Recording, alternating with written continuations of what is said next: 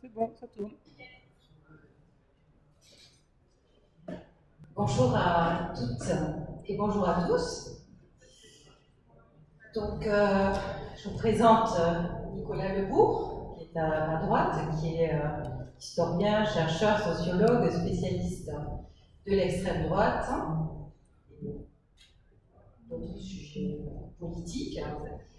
Erwan Lecoeur, peut-être qui est plus familier de la galaxie écolo, qui a beaucoup également sociologue et qui a beaucoup travaillé sur l'extrême droite et sur l'écologie politique. Marine, grande organisatrice de ces journées d'été que je ne présente pas, et franchement un grand bravo pour l'organisation, aux équipes, parce que ça a été vraiment une adaptation, et nous sommes le parti de la résilience et de l'adaptation, mais là en tout cas, bravo pour l'adaptation aux contraintes sanitaires. Moi je suis Agnès Langevin, je suis vice-présidente de la région Occitanie en charge de la transition écologique, et j'ai été aussi, j'ai mené la liste écolo et de gauche à Perpignan, dont vous connaissez malheureusement l'issue avec l'élection de Louis Alliot.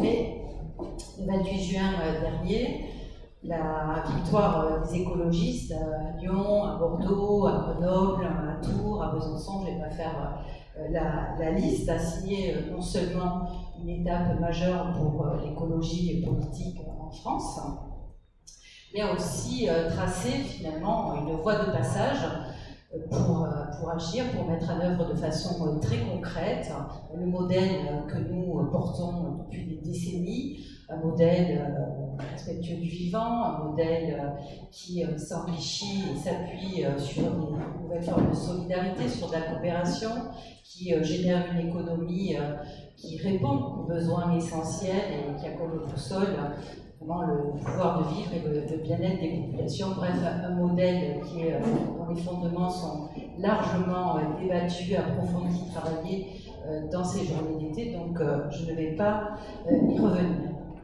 Ces élections municipales ont également renforcé, de mon point de vue, et Erwan Lecoeur y reviendra, ont renforcé cette ligne de clivage, cette ligne de front entre deux visions du monde, entre deux projets de société, même j'ai envie de dire deux projets de civilisation. D'un côté, les nouveaux populismes, alors on va peut-être sur des précisions sémantiques, des néopopulistes dont l'extrême droite, et de l'autre côté, bien sûr, le projet écologiste qui nous tient à cœur.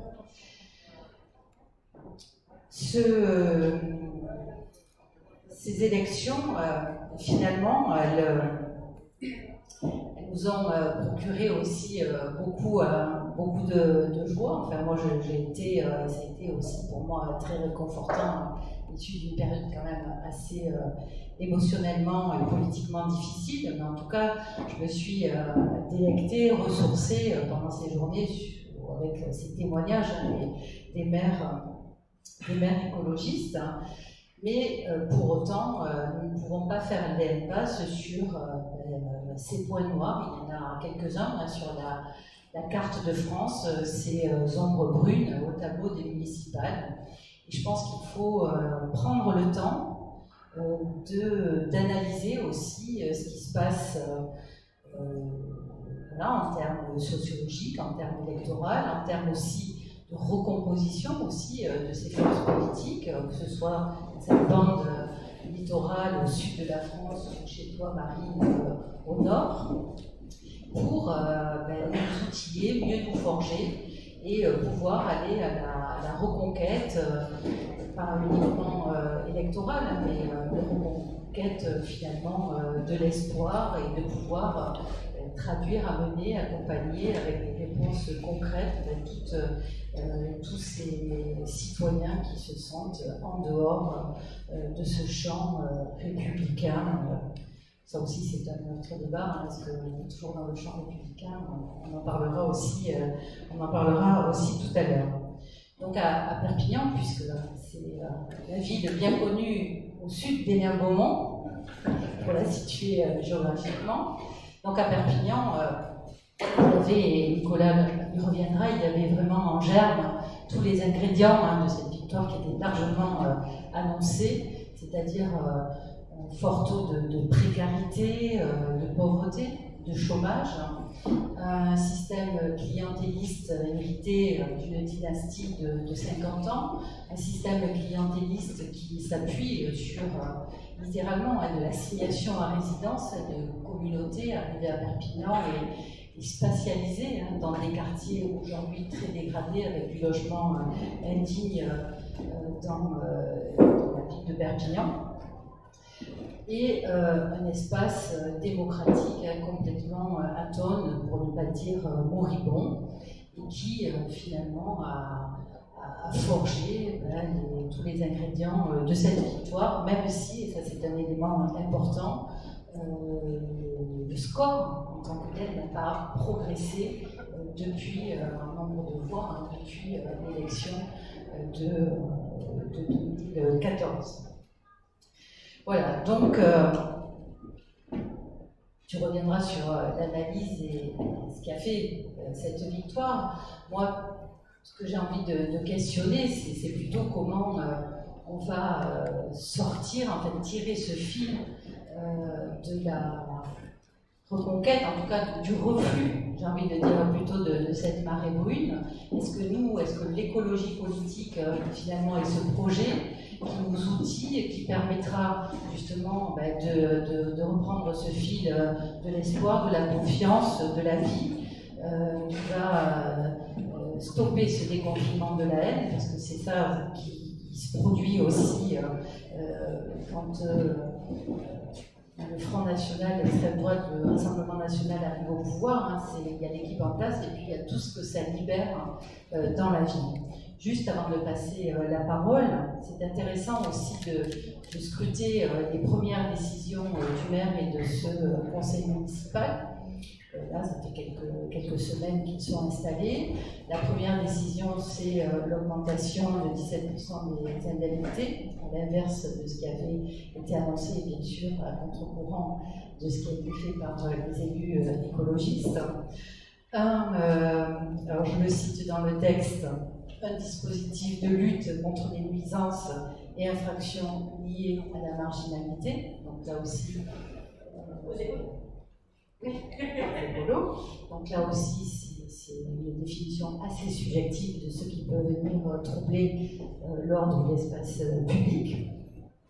Les délégations de Louis Alliot, parce que autant nous sommes très imaginatifs dans l'intitulé de nos délégations, c'est assez sympathique de puis découvrir les délégations des copains. Louis Alliot, c'est plus en attribution.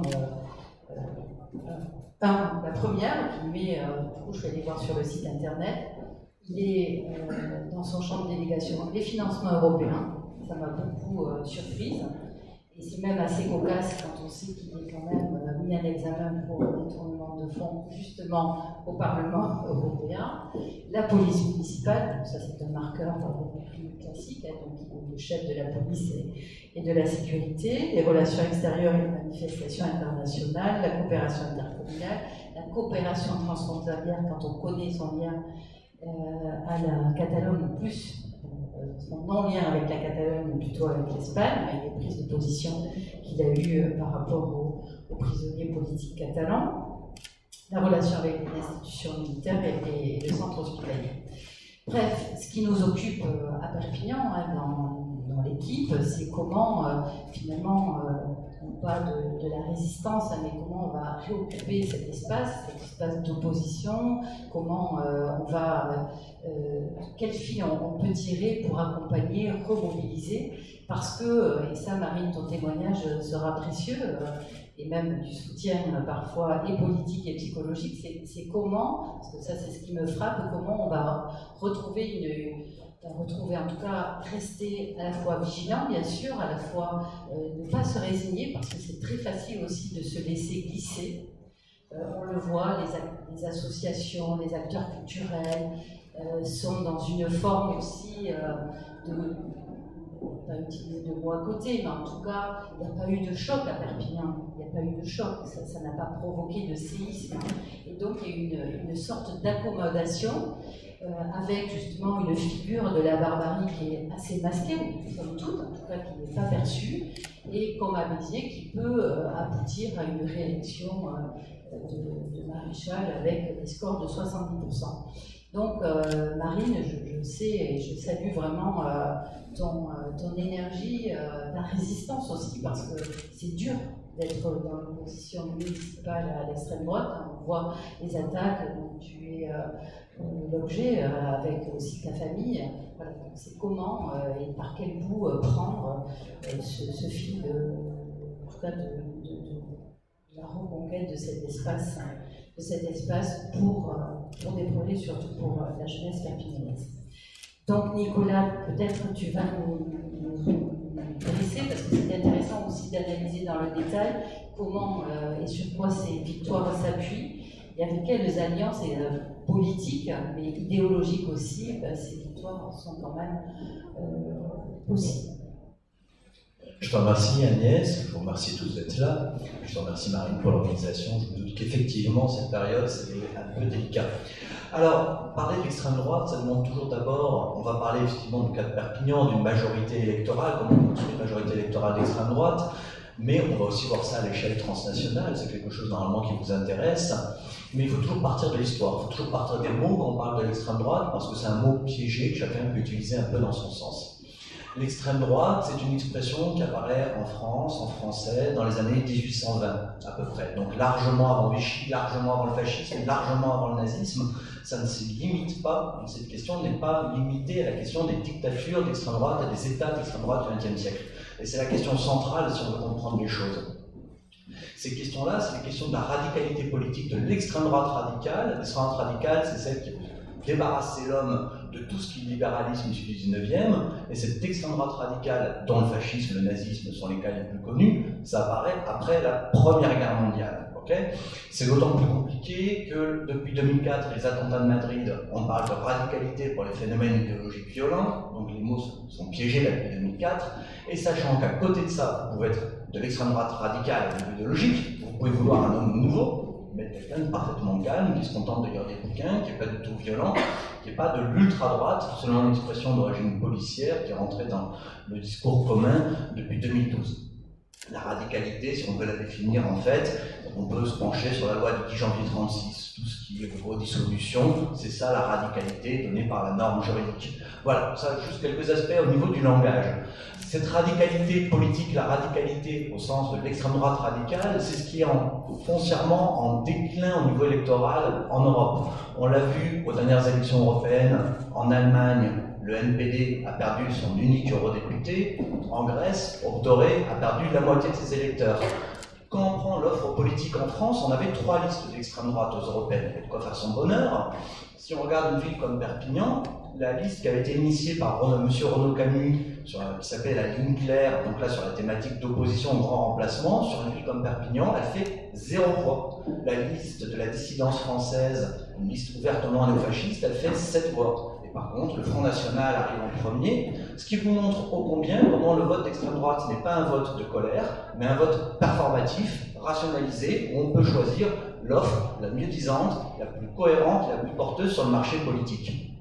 Alors, ces tendances politiques, il y a une conjonction qui est particulière, puisqu'on utilise le terme de barbarie, qui évidemment est la question de la violence, avant de parler du côté électoral, parce qu'il y a une jonction culturelle qui est quelque chose de très neuf par rapport aux décennies passées.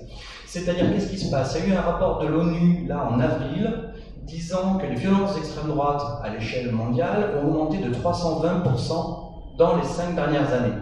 Il y a eu également un rapport aux États-Unis en 2017 disant que 73% des violences homicides politiques qui s'étaient perpétrées aux États-Unis depuis le 12 septembre 2001, 73% de ces violences homicides étaient le fait d'extrémistes de droite. Et on sait par les rapports d'Europol qu'on a un phénomène en Europe qui devient préoccupant depuis 2015. 2015, c'est pas une coïncidence, et ça nous explique des choses au niveau électoral.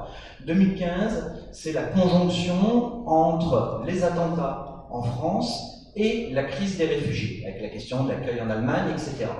Et tout ça va être conçu, représenté par toutes sortes de gens qui à la base ne sont pas forcément des radicaux de droite, comme le signe que le djihad est commencé. et que cette crise des réfugiés, ces attentats, c'est un seul et même phénomène, c'est un djihad à l'assaut de l'Europe. Et ça, c'est le discours qu'on va retrouver dans tous les phénomènes de violence qu'on a aujourd'hui. Pensez à la Nouvelle-Zélande avec Christchurch, pensez aux États-Unis, pensez, bref, etc., etc. Je ne vous les fais pas tous, en Allemagne, bien évidemment, l'année dernière, qui est la question d'un nationalisme blanc qui n'est pas du tout suprémaciste, mais qui est très islamophobe, même si on a des groupes qui continuent à penser, selon des schémas plus classiques, que l'invasion du monde blanc est organisée par le complot juif mondial, tandis que d'autres vont considérer que les juifs sont des alliés du monde blanc contre l'islam. Mais bien évidemment, c'est cette question migratoire qui est au centre.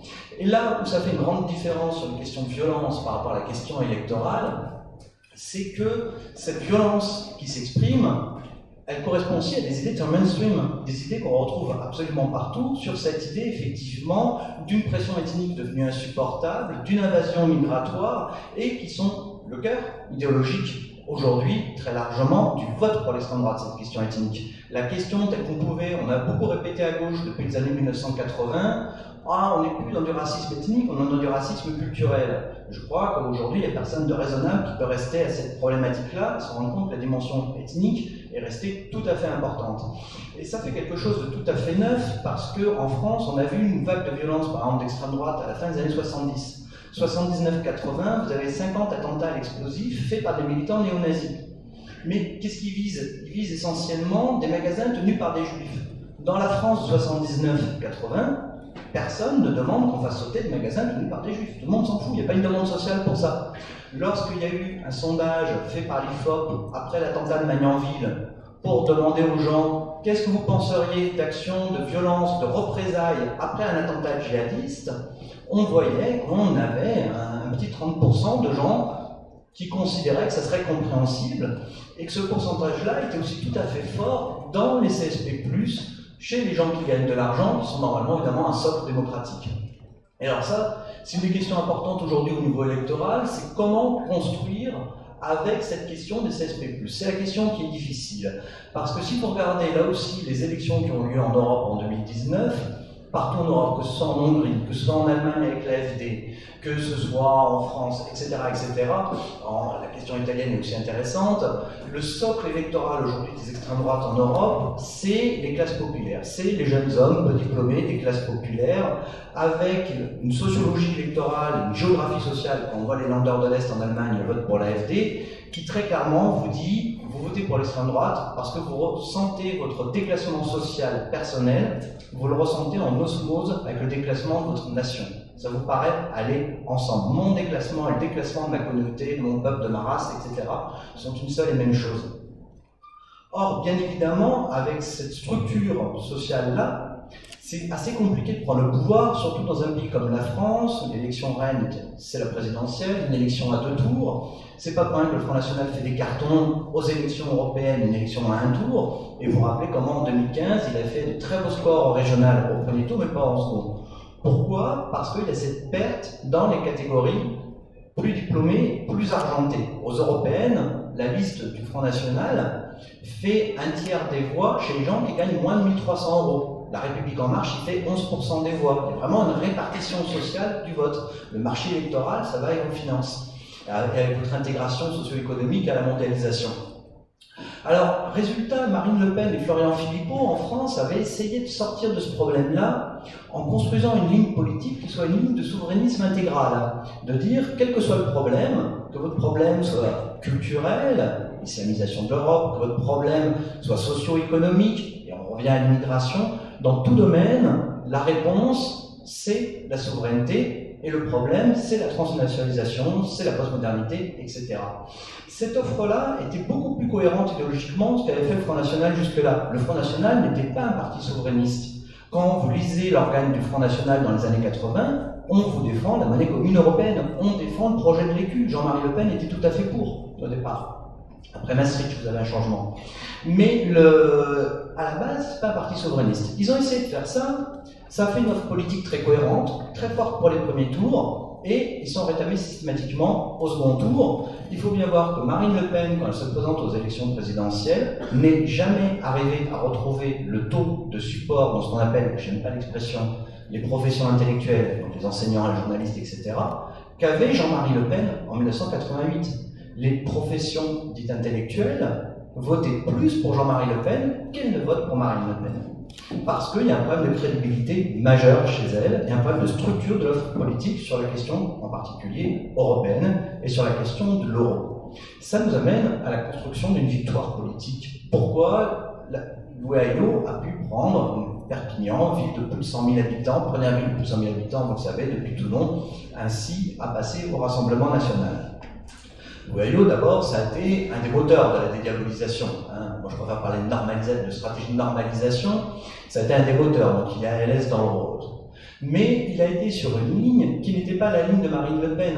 Marine Le Pen, rappelez-vous, dans l'entre-deux tours de présidentielle, elle fait une vidéo pour parler aux électeurs de Jean-Luc Mélenchon. Les transferts de vote n'ont pas été de Jean-Luc Mélenchon vers Marine Le Pen, ça a été depuis Dupont-Aignan et François Fillon. Et très clairement, Louis Alliot, c'est à cet électorat-là qu'il va parler durant sa campagne. En 2014, si vous classez les bureaux de vote de Perpignan, du plus bas au niveau du foncier, au plus cher, celui qui vaut le plus cher, les grandes villas sécurisées d'un quartier, vous vous rendez compte que Louis Alliot est majoritaire au second tour, il fait 52% dans le bureau, le foncier est le plus haut. Chez les riches, il fait un énorme carton. Mais ces mêmes personnes, ce même bureau de vote, va voter François Fillon au premier tour, Emmanuel Macron au second tour de la présidentielle, la liste Renaissance aux élections européennes, et de nouveau pour Louis Alliot en 2020. Parce que très clairement, ces gens qui sont des gens argentés vont considérer que le RN et Marine Le Pen en particulier sont anti-business. Ce sont des gens qui effectivement mettent en cause le business et dont ils ne croient pas au programme politique. Le recentrage idéologique de Louis Alliot sur les questions économiques était très net. Très clairement, il tendait la main aux entrepreneurs, il parlait de carcan administratif, etc., de la façon dont la municipalité devait aider. Il a cherché systématiquement à avoir une ligne politique qui soit une ligne politique beaucoup plus centrale au sein des droites. Robert Ménard a popularisé l'expression d'union des droites. Ce qu'on a vu à Perpignan et qui y a gagné, c'est une ligne de fusion des droites. Quelque chose de beaucoup plus stable politiquement, c'est-à-dire un conservatisme culturel, c'est le côté filloniste si vous voulez, un libéralisme économique, et on comprend très bien que des gens de la République en marche et voter là, et puis les marqueurs forts, la sécurité, l'immigration. La sécurité, ça vous a permis de faire le joint avec les classes populaires également, avec la question de l'immigration. On voit qu'il y a un quartier où le Front National obtient 61% des voix, qui est un gros quartier problématique au niveau de sécurité. Donc, pour finir là-dessus, et passer la parole à Erwan, on a, si vous voulez, une offre politique locale qui est plus cohérente par rapport à l'offre politique européenne. Fondamentalement, ça ressemble plus à ce qu'on voit en Autriche, dans les autres pays où tous les partis, hormis Marine Le Pen, étaient des partis beaucoup plus libéraux économiquement et souvent beaucoup moins critiques vis-à-vis de l'Union européenne. Et cette formule qui avait été bloquée en France par Marine Le Pen, on la retrouve, résultat, à l'échelle locale aujourd'hui.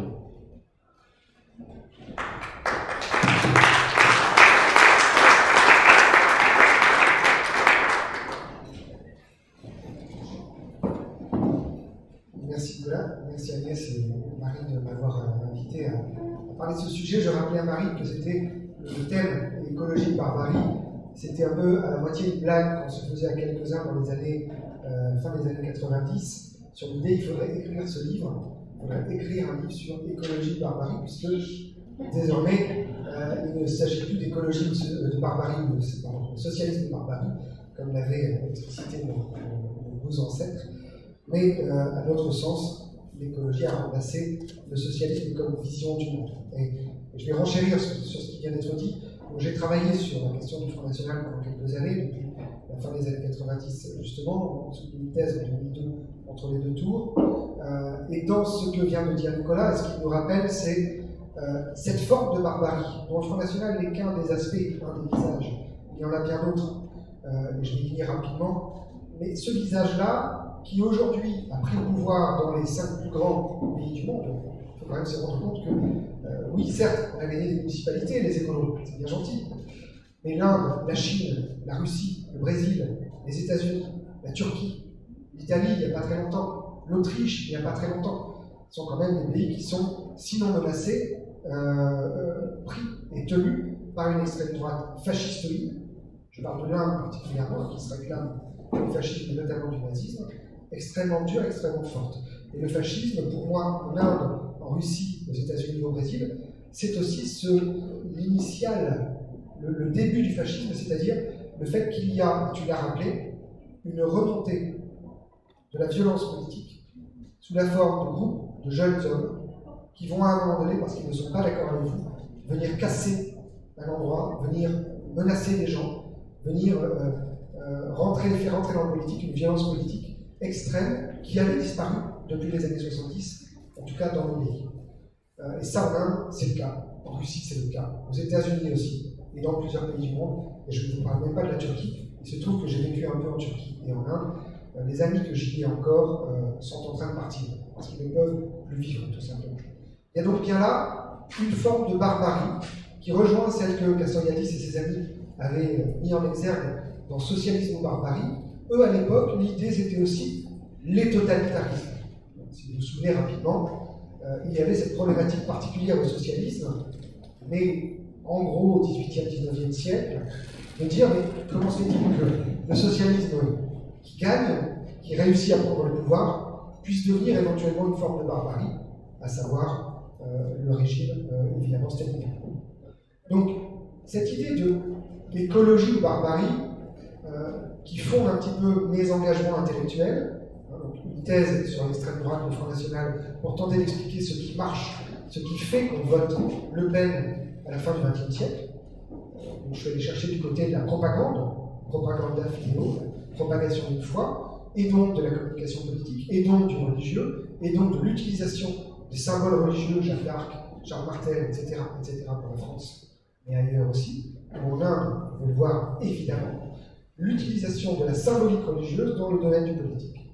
Et puis mon deuxième, entre guillemets, intérêt, c'est porté rapidement sur l'écologie et l'écologie politique au sens très large. Et je ne parle pas là seulement de l'ELV, je parle vraiment d'une écologie au sens d'une alternative à un système qui me semble être un système de statu quo. Et donc, pour résumer, la montée actuelle d'un certain nombre de barbaries dans d'autres pays que le nôtre, mais aussi dans certains coins du nôtre. Et je ne vais pas faire plaisir à tout le monde, mais quand tu parles d'ethnicisation, parce que je crois que c'est vraiment de cela dont on veut parler, pour moi, l'ethnicisation d'une société est le début d'une forme de barbarie. Car à un moment donné, des communautés qui se disent comme telles, des communautés, je dirais, identitaires, identitaristes, elles créent une identité qui n'existait plus. Ça a commencé avec les Italiens à New York en 1962, ils ont recréé leur italicité. Le fait qu'ils venaient d'Italie, oui, c'était 3 ou 4 générations, ils ont recréé le côté italien, et vous savez à quoi ça a donné aussi, pas seulement, mais aussi en termes culturels, au fait que Le Parrain est le film le préféré dans le monde.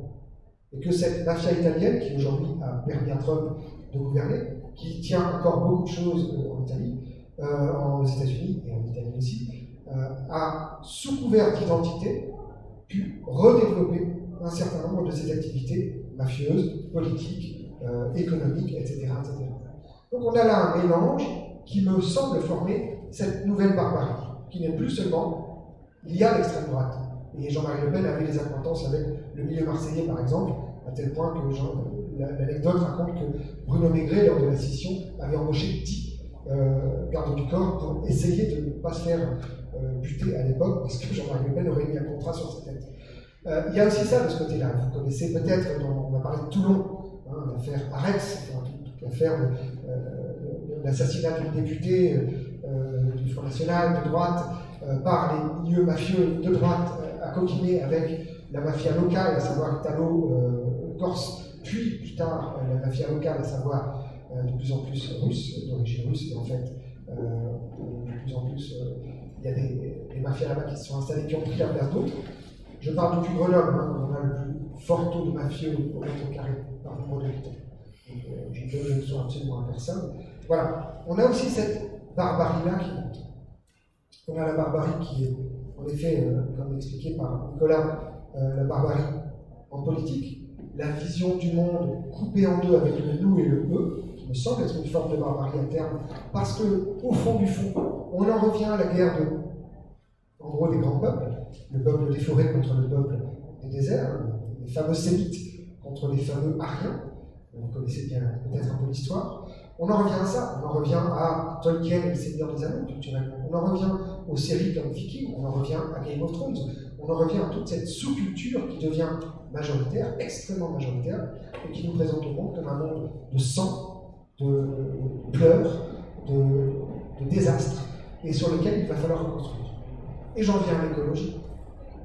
L'écologie qui m'avait, dans les années 90, paru être une réponse à cette forme de barbarie-là, parce qu'elle préconisait, notamment dans ses premiers ces grands auteurs, l'autonomie, Illich, la liberté, Gors, une forme de socialisme éclairé, Gors encore, ou Serge Moscovici, qui est moins lu, mais qui a un avis encore plus intéressant, et puis bien d'autres auteurs qui nous expliquent à quel point l'écologie c'est une vision absolument radieuse, idéale, et que l'on ne comprend pas comment on ne l'a pas déjà mis en œuvre, que les socialismes utopiques et libertaires des années 1860 auraient pu démarrer et ont raté le coche. C'est bien dommage, le socialisme est devenu social-démocrate plutôt qu'écologiste. L'écologie a donc en germe et porteuse d'une vision du monde. Je dirais même d'une idéologos, une idéologie. Alors je sais que depuis Marx, ça ne fait pas bien de dire qu'on est idéologue, néanmoins c'est bien le cas. C'est-à-dire qu'il y a une vision du monde et une vision de l'action en secret. Sociologiquement, ça fait quelque chose qui s'appellerait une idéologie, c'est-à-dire un guide pour l'action. Or, l'écologie n'est qu'une idéologie en germe. Elle ne s'est jamais donné les moyens politiques, sociaux et culturels de devenir ce qu'elle pourrait être. Elle n'a jamais cru en sa bonne étoile et en son rôle, je dirais presque, historique. C'est un des problèmes de ce petit parti. On se glorifie aujourd'hui qu'il y ait 10 000 adhérents à EELV, c'est ridicule. Si ce que raconte EELV est vrai, et il devrait y avoir au moins 100 000 personnes engagées dans cette vision-là du monde. Donc, il y a là, je dirais, un géant dans un nain, ou un colosse au pied d'argile, et je n'aime pas trop cette deuxième expression. Je dirais plutôt qu'il y a un géant idéologique dans un nain organisationnel. Ça, c'est le premier point. En face, on a l'inverse. On a une idéologie faible, finalement, qui est fondée sur quelque chose qui est les vieux affects d'une vision du monde coupée en nous et eux, qui fonctionnent dans quelques vieilles tribus, et encore, ils ont au moins le respect des arbres, eux. L'idéologie de cette barbarie-là est très faible. Par contre, en termes organisationnels, ils sont extrêmement forts. Que ce soit la mafia, les ultralibéraux ou l'extrême droite, ils ont très peu d'idées, mais beaucoup de savoir-faire. Ils sont capables de nouer des alliances avec les pires. Et donc, ils avancent très vite. Et comme disait l'autre, deux intellectuels assis vont toujours moins loin qu'une brune qui marche. Et un peu ce côté-là, quelque part. Du coup, écologie ou barbarie, aujourd'hui, plus les années avancent, plus je me dis, c'est exactement là-dedans qu'on est au niveau global, au niveau culturel, au niveau de représentation. Et quelqu'un comme Cyril Dion, quand il en parle, dit un peu la même chose, ou Kerabi, ou d'autres que vous connaissez sans doute. Il y a un choix fondamental à faire sur le mode de société, bien sûr. Mais avant d'arriver au mode de société, je suis sociologue, il va falloir changer la tête des gens, ce qu'ils ont dans la tête. Parce que vous ne changez pas de société si les gens n'ont pas des normes nouvelles, des modes de vie nouveaux, des envies nouvelles, des vrais besoins et plus les faux, etc., etc. Tant que les gens trouveront que le parrain est le film vraiment trop génial à travers le monde, on a un problème. Tant que les gens regarderont Tolkien en se disant il faut tuer les méchants qui viennent du sud, de l'est, qui ne sont pas comme nous, on aura un problème. J'aime beaucoup Tolkien, j'ai lu le Hobbit, comme vous tous, je trouve que c'est sympathique. Néanmoins, il manque aujourd'hui un imaginaire de ce que l'écologie peut porter et aussi une mise en œuvre. La question de quelle est la mise en œuvre que l'écologie, face à la barbarie, peut mettre en place. Car il est toujours plus facile, ça a été dit tout à l'heure, de voter pour le pire. C'est toujours plus facile. Parce qu'à un moment, quand on se dit mais tout est foutu, et après tout, je préfère que mon voisin ne me vole pas ma voiture, on ne se pose pas la question de savoir pourquoi on a une voiture, pour faire rapide. Et donc, on va préférer mettre des murs, des alarmes, etc., pour ne pas se faire voler sa voiture, plutôt que de se poser la question est-ce qu'on ne pourrait pas avoir une voiture à plusieurs. Ce aurait été la solution, peut-être écologique si les écolos avaient été dans le coin à ce moment-là. Voilà, je résume un petit peu. Pour dire en gros, moi aujourd'hui j'ai une vision du monde, alors je la donne rapide. On est dans une tripartition du champ politique, et pas seulement en France, désormais c'est dans le monde. D'un côté, on a une forme de néofascisme identitariste, que Marine Le Pen incarne ici mais que Modi incarne en Inde, que Trump ailleurs, etc. Ce camp-là a les moyens de s'allier avec la mafia qui en a besoin, qui est quand même une des forces principales économiques dans le monde. Le sexe, les armes et la drogue, ça fait en gros les 3 plus gros budgets à travers le monde aujourd'hui. Loin devant le chanvre et la culture biologique. Hélas, mais c'est encore le cas. Donc ils ont les moyens de s'allier avec cette force économique-là. Aujourd'hui, les cours de marketing et de management sont parfois donnés par d'anciens mafieux dans certaines grosses boîtes. Et il y a un sociologue qui a étudié le fait de savoir pourquoi on mettait des gens aussi nuls à des endroits aussi importants. Il a étudié ça dans l'université et la mafia. Et ça marche, ça fonctionne. Je pense qu'on pourrait le faire en politique, ça marcherait aussi. Donc premier camp, première grande famille politique, idéologiquement, elle a une idéologie, mais ce n'est pas une idéologie absolument génialissime, c'est une idéologie mortifère. Deuxième camp, c'est ce que je vais appeler l'écologie alternative. L'idéologie est très forte, les moyens sont assez faibles. Et le troisième camp, celui qui est un peu l'enjeu, celui qu'il faut conquérir, c'est le statu quo, c'est le libéralisme central, c'est Macron, c'est plein d'autres ailleurs dans le monde. Et la question qui se pose aujourd'hui dans l'écologie ou la barbarie, c'est de quel côté va pencher ce statu quo pour garder ses prébendes, pour garder sa place d'un côté ou l'autre. Et dans certains pays, on l'a vu, il a penché déjà du côté plutôt de la barbarie. Il reste à espérer que l'écologie soit suffisamment forte au jour le jour, dans le quotidien, mais aussi en termes de normes et d'imaginaire et politique, et qu'elle commence à être un peu plus nombreuses qu'il y a personnes dans la culture, dans tout un tas d'endroits, pour qu'à un moment donné, les gens comme Macron, même s'il était réélu, se disent « je n'ai pas le choix, je ne peux pas choisir un barbarie, je dois choisir ces écolos, même si parfois ils m'emmerdent. » Voilà.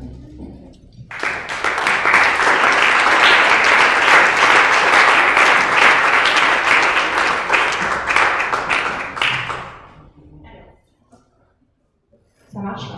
C'est ma journée un peu montagne russe émotionnelle parce que je sors de l'atelier que j'avais animé sur l'éco-anxiété ou l'écologie de la joie, où on montre que l'écologie, voilà, c'est des montagnes russes émotionnelles. Et alors là, je pense qu'on est en plein dedans, c'est-à-dire que c'est l'écologie où bah, c'est gai, tout ça, on a les meilleures idées et à la fin on va gagner, ou la barbarie. Et là, quand on est entre Perpignan et Nain-Beaumont, c'est sûr qu'il y a un peu de quoi déprimer, mais puisque nous sommes aux journalités, on est aussi là pour aller mieux à la fin. Pour tout vous dire, c'est un peu le moment psychothérapie de groupe aussi. Moi, quand Agnès, on s'est appelé, ça faisait combien de temps après le deuxième tour des municipales? 24 heures, 48 heures? Je me suis dit, j'ai appelé ma copine Agnès quand même, parce que je vais pas faire la vieille, mais j'avais 6 ans d'avance sur le truc, donc je me dis, elle doit pas être en très très grande forme, je vais l'appeler, je vais lui donner des conseils pour pas qu'elle perde 6 ans à traverser toutes les étapes qu'elle traversait, qu'elle arrive tout de suite là, qu'elle gagne un peu de temps. Et puis on en parlait, et j'ai passé tout l'été à me dire mais pourquoi je me remets encore dans un débat sur les FM, ça va être les vacances et tout, je vais revenir parler d'un Beaumont alors que c'est le moment où j'y suis pas justement, donc je pense à autre chose. Et puis je me disais aussi le thème écologie ou barbarie, ça je vous livre cash, je me dis toujours mais est-ce qu'on en fait pas un peu trop, parce que barbarie quand même c'est dur, et puis bon bah Hénin c'est quand même le FM, donc c'est pas non plus comme tu disais d'autres pays où on va en prison, on meurt pour ses idées et tout ça, bon en même temps peut-être qu'ils ont envie mais qu'ils n'ont pas assez de moyens, voilà, enfin tout ça en fait ça cogite toujours, et donc selon les jours et selon l'humeur dont on se lève, on sait pas trop quoi en penser.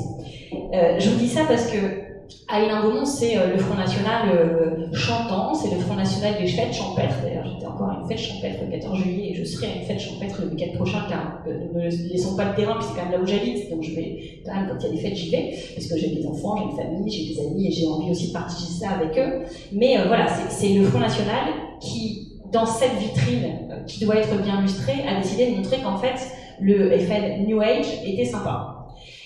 Et combattre le FN sympa, je sais pas si c'est plus dur ou plus facile finalement que de combattre le FN plus sympa, parce que le problème c'est qu'à la fin ils refont 75% au bout d'un mandat au premier tour. Alors certes avec le plus haut taux de participation du Pas-de-Calais, donc la preuve que ça a quand même mobilisé sacrément dans un contexte Covid où sûrement nous, nos gens, ils ont dit oui, bah, de toute façon, comme ils vont gagner, autant qu'on reste chez nous en sécurité, etc. Enfin, en fait, je pense que j'ai pas encore assez de recul pour analyser tout ça, mais on sent un peu qu'on a été analysé de toute façon les listes électorales à la préfecture et on voit que ça a joué. Mais je vais pas me servir du Covid pour dire qu'on aurait pu gagner, c'est pas vrai. Et je me dis souvent à des gens ici, quand des gens me disent bon bon courage, mais t'inquiète, un jour vous allez gagner, je dis oui, je pense que les écolos à Levallois-Perret, on leur dit à chaque fois que les Balkany, vous inquiétez pas, vous allez gagner, puis ça fait 5 mandats qui recommencent. Donc je préfère être aussi lucide là-dessus. Et puis surtout ce FN New Age, bon il y a les fêtes, il n'y a pas que ça. Là leur nouveau concept du mandat, ça va te plaire Erwan, ça s'appelle la ville-jardin. Alors c'est marrant parce que je leur disais, quand leur opposant était socialiste à l'époque, parce qu'on sait le maire qui a fini en prison, tout ça, parce que c'était clientéliste, il est beaucoup plus loin, je pense, qu'à Perpignan, parce qu'il a fini avec 18 chefs d'inculpation et en prison. Mais quand c'était l'adversaire des socialistes, ils étaient plus socialistes que les socialistes. C'était, il citait Jaurès, enfin c'était, voilà. Et alors maintenant que c'est moi, mon maire c'est devenu Greta Thunberg. Alors ça fait pas longtemps, ça fait 6 mois, mais là depuis en plus que quand c'était l'écologie, moi j'ai eu Khmer Vert aussi, comme Dupond-Moretti, j'ai eu l'ayatollah, j'étais raciste, sectaire, totalitaire parce que si des gens comme eux étaient au pouvoir, ils vous forceraient à vivre comme eux. Enfin, j'ai eu la totale. Mais depuis que c'est un peu à la mode, que ça passe, y compris chez des gens de l'Indre-Monde, là tout d'un coup, en fait on a mené une bataille un peu sur des anthropologistes qui pouvaient s'installer dans des champs. Et là j'ai des agriculteurs, moi je suis d'une famille d'agriculteurs, hein, de la partie Beaumont, village Beaumont, de Yvain Beaumont.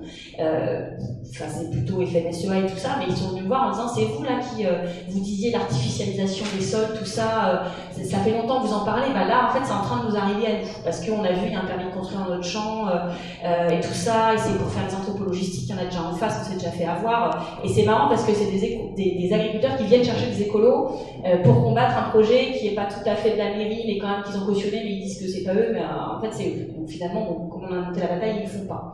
Et donc on voit que ça rentre dans les mentalités. Au début du mandat, on en avait parlé ensemble, ils avaient abattu 40 tilleuls centenaires. Bon bah, comme j'ai une formation punk grâce à vous tous dans la salle et tout ça, bon, bah, j'étais au tribunal administratif.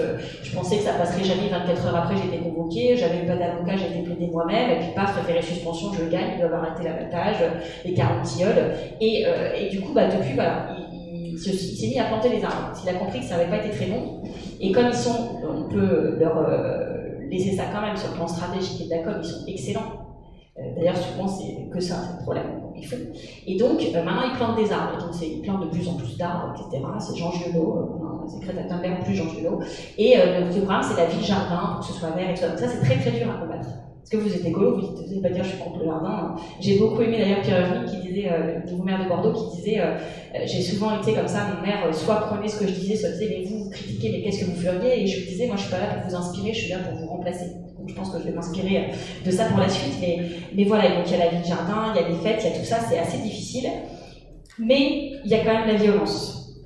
Il y a quand même la violence. Alors certes, c'est pas Hong Kong, c'est pas la Hongrie, c'est pas tout ça. Mais c'est quand même, c'est hard quoi. Mais c'est hard sur des trucs où premièrement vous blindez tellement qu'il y a un moment, bah comme ça vous touche un peu moins, quelque part vous banalisez. Et c'est quand des fois je reviens discuter chez les copains verts qui disent on a encore vu le truc et tout, c'est complètement dingue. Et c'est là qu'on prend le recul en disant ouais quand même c'est dur. Parce que en septembre je serai en procès parce que j'ai fait un livre pour raconter d'un moment et donc que j'ai 3 procès sur 18 passages du livre, un par le maire, un par son adjoint et un par le DGS, et que c'est des procès baillons. Enfin on le sait qu'on va gagner à la fin et on le sait que c'est juste pour faire perdre du temps, de l'argent, etc. Mais voilà, ça fait partie du combat. C'est violent aussi parce que les attaques elles sont quotidiennes et ça m'a touché quand tu as parlé de ma famille, parce que c'est vrai qu'à un moment la famille on n'a pas envie de les embarquer là-dedans. Ni mon fils de 20 mois, donc je dois choisir l'école pour l'année prochaine et voilà, ça fait partie du moment où on se dit moi j'ai envie qu'il soit à l'école chez moi, chez nous, mais est-ce qu'il va pas se faire embêter dès la maternelle alors qu'il a peut-être pas mérité ça et qu'il est plutôt très sympa à mon avis. Il y a ma petite sœur qui m'a fait une procuse européenne parce qu'elle est interne en chirurgie à Paris 6 mois et qu'elle ne peut pas venir voter parce qu'elle est garde et que ils font dans la lutte de la Voie du Nord les magouilles électorales de la famille Tondelier parce que ma sœur a fait une procuration aux européennes pour que je fraude, mais ils disent que je fais une pratique de fraude électorale massive, que je suis coutumière du fait pour une procu aux européennes, et en plus je vous rappelle qu'elle est votée à Brest, à Hénin, machin truc, ça change rien quoi. Mais que je voulais renforcer le poids de l'écologie à l'approche des municipales, tout ça avec une procu, on est quand même très fort. Donc vous voyez quand ça touche à la famille, c'est là où on se dit nous on est blindés, mais peut-être que ça dépasse un petit peu. Et puis la violence, elle est aussi pour les autres. Et moi, le côté écolo, tu disais, tant qu'on aimera le parrain, Tolkien et tout ça, alors moi je dois être vraiment dans la frange haute parce que j'ai jamais vu ce que tu dis, même les documentaires animaliers, j'arrive plus à les regarder. Donc voilà. Mais moi je suis très empathique et en fait, quand je vois des gens qui sont victimes des politiques que mène la mairie, alors il y en a pas beaucoup. Sinon, il ne fait pas 75%. Mais ceux qui sont dans le collimateur, ils y sont vraiment. Et là, il y a un petit jeune, il doit avoir entre 25 et 30 ans, il ouvre un truc qui s'appelle le barbecue, donc il fait des grillades. Moi, je suis végétarienne, donc je vais manger que des frites, tout ça, mais j'y vais. Il se fait refuser. Alors, en fait, le FN vote à l'agglo contre sa subvention FISAC. En plus, le FISAC, c'est automatique, on ne demande pas voter pour et contre, c'est même pas l'argent de l'agglo. Il vote, je sais pas, il fait un esclandre en disant non, je refuse qu'il y ait des subventions parce qu'ils ne servent pas d'alcool. Et donc là, on se regarde tous en disant, bah oui, mais en fait, des restos qui ne servent pas d'alcool, il y en a plusieurs, la boulangerie ne sert pas d'alcool, enfin, et le mec, il dit, et je lui dis, je dis, pourquoi tu ne sers pas d'alcool? Il dit, bah parce qu'en fait, je me lance, la première fois que je suis à un resto, la licence, ça coûte cher, je voulais avancer un peu, et il se trouve que le mec, il n'est pas français de souche, et donc il se prend le méga amalgame, l'autre, il n'a rien fait, il voulait juste faire un commerce, et le mec qui est censé défendre le commerce local, en fait, il met la première cartouche. Donc ça, c'est des trucs, c'est pas possible. Les employés municipaux qui vous appellent en pleurant parce qu'ils sont au bord de la dépression, et que pendant la campagne, tout d'un coup, on a été sympa avec eux, et qu'au déconfinement, paf, le jour où ils remettent le pied à la mairie, ça reprend, et de plus belle, bah ça c'est un peu difficile, parce qu'en plus on se dit qu'on va être là psychologiquement, on va essayer de faire, mais qu'en fait, bah, c'est reparti pour 6 ans. Donc ça, c'est aussi un peu déstabilisant. Et puis tu disais comment on tient. Moi, je pense qu'il y a premièrement, on organise des journalités des écologistes, parce que du coup, ça change aussi les idées, et je pense qu'on fait partie de famille politique. Tu disais tout à l'heure, je ne sais plus qui en parlait, mais moi, je pense que qui d'autre que les écolos savent se battre sur les fronts et sur les terrains où c'est difficile. En fait, c'est notre métier. Si on était effrayé par les trucs difficiles, en fait, on serait pas là. Peut-être qu'on serait même pas engagé du tout. Et donc, du coup, je pense qu'on est plus que d'autres encore armés pour être résilients, pour être là longtemps. Et moi, je vais vous dire, je vous donnerai pas les noms, mais combien de fois on m'a dit dans ce parti, mais en fait, Marie, personne t'en voudra jamais si tu pars. Il y a Los Angeles à 10 km, il y a plein de copains, je dis même pas au lendemain des victoires, il y en a qui au moment où ils lançaient leur campagne disaient bah, peut-être qu'on va gagner, si tu veux déménager, machin truc, viens, on fait une liste, on a besoin de jeunes et tout ça. Mais moi en fait, le problème c'est que j'ai envie de défendre les gens de chez moi où c'est dur. Les Lyonnais, ils ont sûrement plein de trucs à défendre, les Marseillais et les Grenoblois, les Bordelais aussi, sauf que en fait leur problème c'est pas ceux pour lesquels je me suis engagée. Donc il y a ce truc-là, et surtout je me dis, en fait l'écologie c'est un travail d'équipe. Alors il y en a, c'est des super adjoints, bah, peut-être que moi je suis plutôt faite pour être élue d'opposition à ce stade, mais je suis sûre que si on avait été maire, on aurait fait du super travail, Erwan qui connaît l'équipe. Mais je me dis pour l'instant ma place c'est là, et surtout c'est ce que je disais en plénière d'ouverture jeudi, c'est que la vague verte, c'est la vague des gens qui ont gagné, mais c'est aussi la vague de toute notre famille. Et qu'en fait, si on était que dans les endroits où c'est facile, on pense qu'on peut gagner un jour, bah, en fait ça marcherait pas. Et ça marche aussi parce que il y a des gens qui mènent des combats, qui a des zadistes. Je te vois, parce que pas je dis zadiste, je tombe sur toi à Europa City, mais voilà. Et en plus il y a des trucs où personne pense qu'on va gagner et à la fin on gagne. Et Pierre Hermic le disait la fois dernière, depuis 1995 il est élu d'opposition, je me rappelle. Donc Pierre Hermic il est à Bordeaux et voilà. Donc à un moment je pense que voilà, ça il faut l'avoir aussi en tête, et que l'écologie elle est là. Ça va peut-être prendre encore un peu plus de temps dans certains endroits, mais moi je pense qu'on est là pour montrer, et c'est ça le gros risque, qu'on est capable de gérer les grandes villes, mais aussi les petites.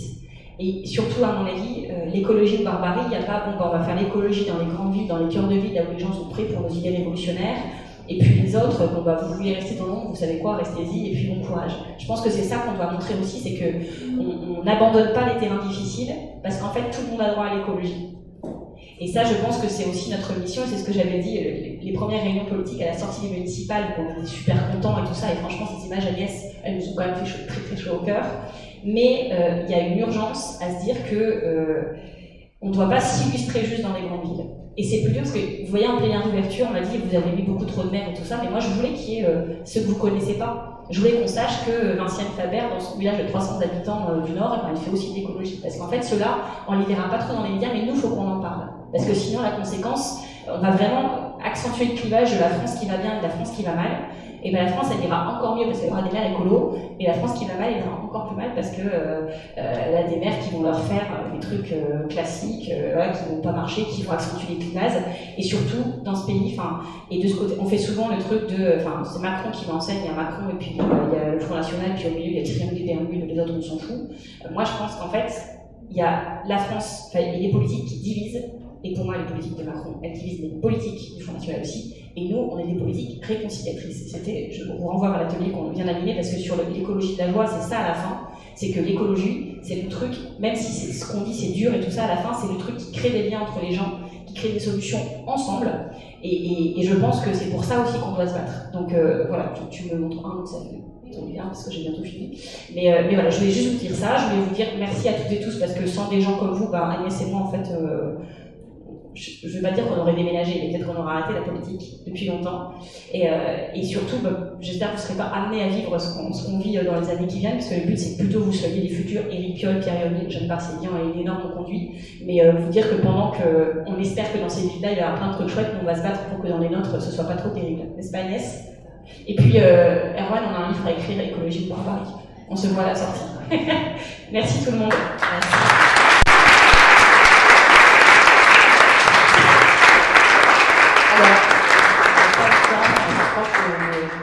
La séquence est terminée, on doit libérer les plateaux, mais voilà, vous le connaissez, on peut poursuivre, peut-être créer un réseau, on va voir comment on s'organise aussi pour s'outiller, se soutenir aussi pour traverser ce qui n'est pas toujours facile à vivre quand on est impliqué humainement dans ces villes. Merci à toutes et tous.